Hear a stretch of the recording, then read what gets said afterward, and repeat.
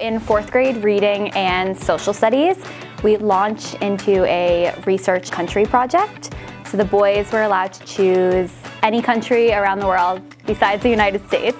I chose Greece because my mom's side of the family is from Greece, so I wanted to learn a lot. So maybe one day I can go there and see it. I chose Ghana because my whole family is from there. We focused our research on present day within that country. The geography of the country, the economy of the country, the culture, and the daily life. And then we worked with Sean Nolan in the Design Thinking Lab to build 3D representations of their countries based on the elevation. It was fun to do that using my hands. And then to showcase their knowledge of the countries, we had an international festival, and the boys showcased their 3D salt dome maps, their posters or their books.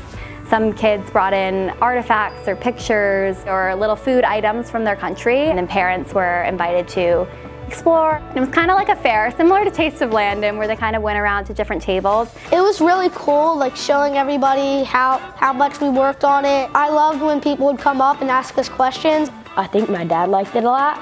I'm also excited to take it home so I could show it to my sister. I think the biggest point was the note-taking. You would have to take notes on little flashcards about what you think is very important.